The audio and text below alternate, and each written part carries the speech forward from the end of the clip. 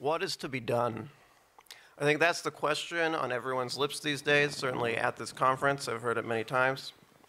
In fact, I think it's really answering it is the real purpose of this conference. By now, most of us are well aware of the scope of the problems we face. Our societies are ruled or controlled by a transnational class of managerial elites who are increasingly isolated from the people they rule and indeed from reality.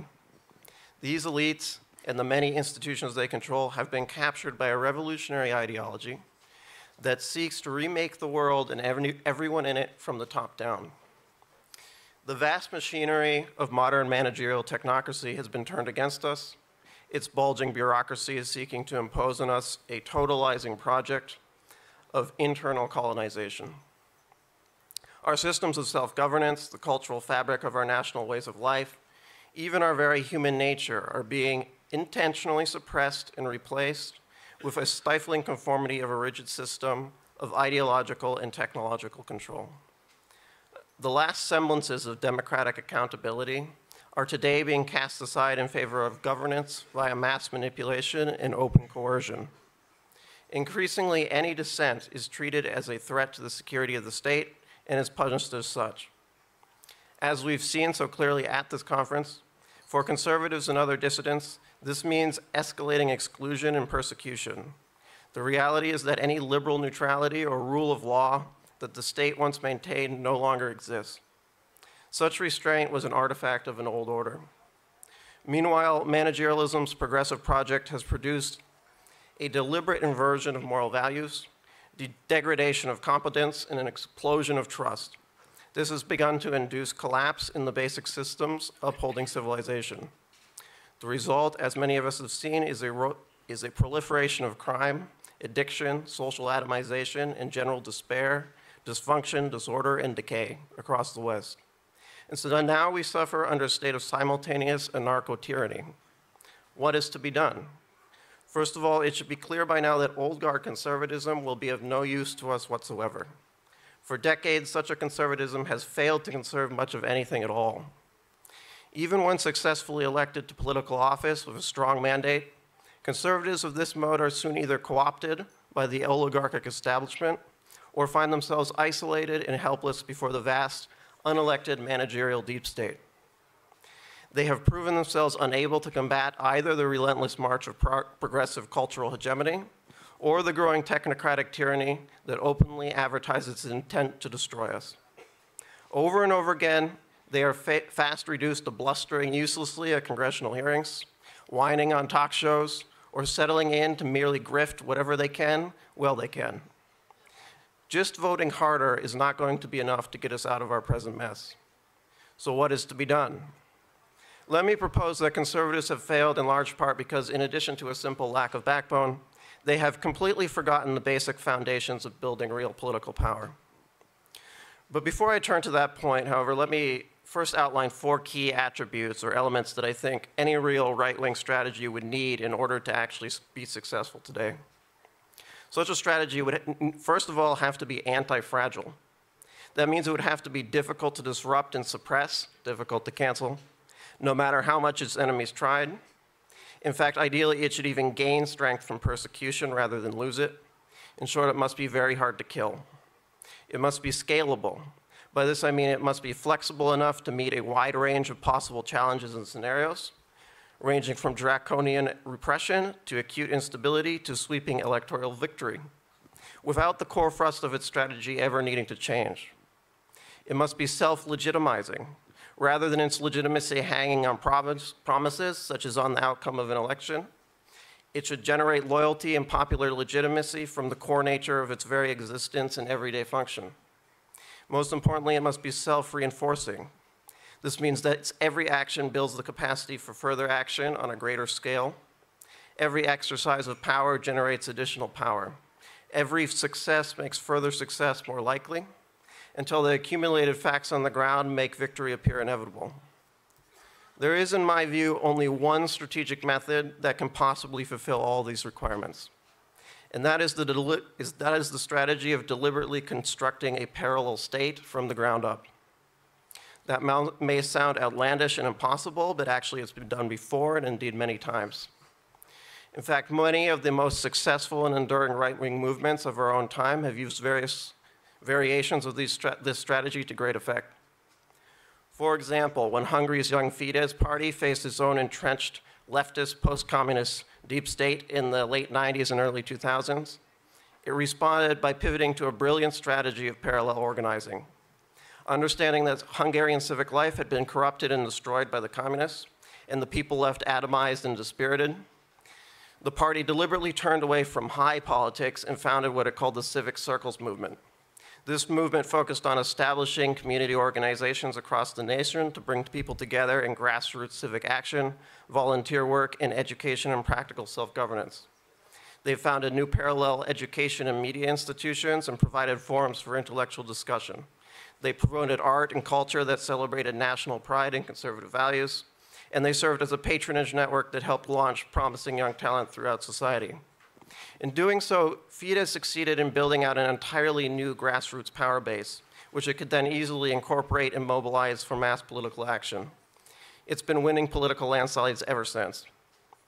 The party went on to successfully conquer the institutional strongholds of the post-communist regime, reverse left-wing cultural hegemony, and transform Hungary into an example for despairing conservatives around the world. But it achieved this through a strategy of pre-political community organizing, which established a foundation of parallel societal power and legitimacy. Hungary is hardly alone today, the lone example of this today. India's BJP is probably the largest and most sweepingly successful right-wing nationalist political party in the world. Over the last decade, it has transformed India from a state completely dominated by an entrenched left-wing socialist power structure into an energetic powerhouse of popular conservative nationalism. I think that success probably deserves much closer scrutiny by Western conservatives than it has yet received. But how exactly did they do it? Well, the open secret of the BJP is that it grew directly out of the RSS, a Hindu nationalist volunteer organization. It is hard to understate the scope of the RSS today. With at least 6 million members and tens of thousands of branches across India, it is the largest volunteer organization in the world. Seeking to instill the values of individual and communal self-discipline, it runs physical fitness classes and community service campaigns, it operates charity organizations, it distributes medical care, it mobilizes disaster relief. It runs thousands of schools that propagate Hindu nationalist cultural values. It operates media companies, financial services, trade unions. In fact, it represents an entire economic and cultural network society operating parallel to the state. When the BJP later emerged to contest India's political establishment, it could already mobilize millions of loyal voters, volunteers, and party officers. It could do so not only because it could rely on the RSS itself, but because the organization's volunteer work had already directly benefited the lives of millions of everyday Indians, lending the movement genuine popular legitimacy.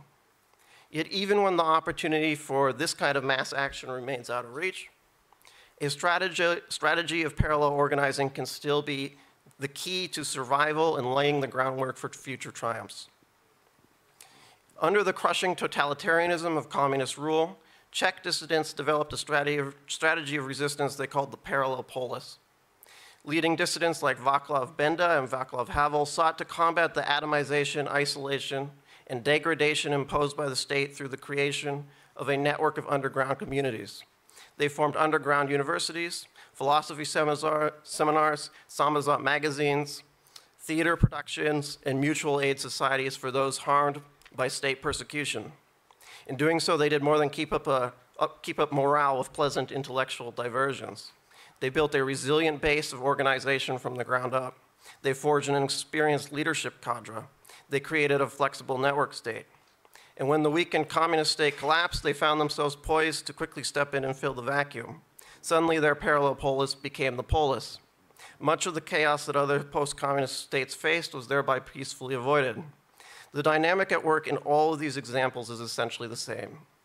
Rather than working within the strictures of a state controlled by their enemies, a dissident opposition pivots to go directly back to the level of the people. It builds a network of community institutions focused not on overt political action, but on community building itself. bringing people together and genuinely working to help them. In doing so, it fosters a resilient client power base at the grassroots level and directly builds popular legitimacy. Eventually, more and more people find themselves more likely to turn to this network for support and protection than they are to turn to the state. They then transfer their loyalty accordingly. Suddenly, the parallel shadow state has more legitimacy than the state, and it has masses it can mobilize. Things begin to snowball. If the ruling regime cannot smother this competitor in the cradle, its days are soon numbered. This is how real power is generated. It does not come from sad pleading of an election campaign. It is built from the bottom up at the pre-political level, aided from above by a determined and organized vanguard. Now, at this point, the clever audience here may have recognized that this strategy sounds an awful lot like that commonly employed by the revolutionary left. Well, yes, it is. Organizing in this manner may come naturally to the left and not to the conservative right. But frankly, that is why the left is constantly winning and now controls just about everything, and you do not. There has been much talk on the right in recent years about waging a counter-revolution against the triumphant woke left. But I'd say that the right has so far entirely failed to really take this idea seriously. After all, as the great reactionary Joseph de Maistre put it, a counter-revolution is not the opposite of a revolution, but is an opposing revolution. And a revolution needs a revolutionary base. It needs revolutionary networks and institutions. It needs a vanguard of revolutionary cadres. It needs revolutionary discipline. And it needs a revolutionary strategy that builds a parallel alternative more legitimate than the ruling status quo. So far, the right's supposed counter-revolution has none of these things. This must change. The right must embrace a counter-revolutionary future before still complacent conservatives deliver us up for complete destruction.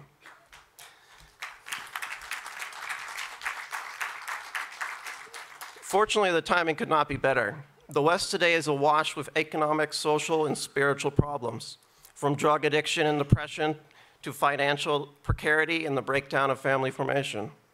Everywhere, people are suffering and struggling. Meanwhile, trust in almost every institution has cratered, with incompetent governing elites seemingly determined to destroy their own legitimacy. People feel uprooted and atomized, vulnerable and alone, buffeted by forces outside their control and betrayed by their own leaders. In other words, the situation is ripe for anyone who can step in and fill the vacuum by actually addressing even some of these problems directly at the community level.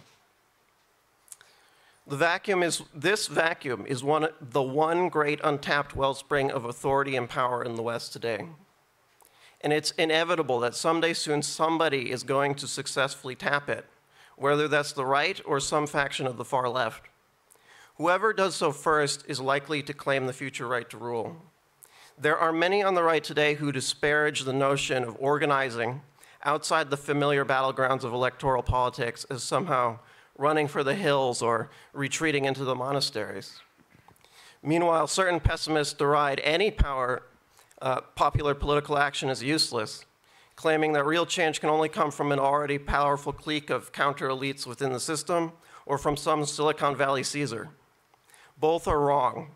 Whether counter-revolutionary or not, parallelism is a proven road to power. In fact, it is a return to the basic essence of politics that the left has long understood. Moreover, it is the single most anti-fragile and scalable option for the conservative right today. It offers the best path forward in almost every conceivable political scenario we face. If the future involves a gradual weakening and delegitimization of Western regimes, an opposition that can build, organize, and peacefully mobilize a decisive mass power base is likely to prove politically unstoppable. If our future is instead a continued slide deeper into managerial totalitarianism, we will be much better off with resilient, organized parallel structures from which to mount a resistance. And if, God forbid, the future means an unfortunate, chaotic descent into anarchy and civil struggle, it is the faction possessing the most organized and extensive parallel structures that will be poised to prevail, restore order, and take on the task of governing anew. So what is to be done? Today in the West, there is an abandoned crown lying in the mud waiting to be picked up. So I'd say to the right, pick it up. before somebody else does. Thank you.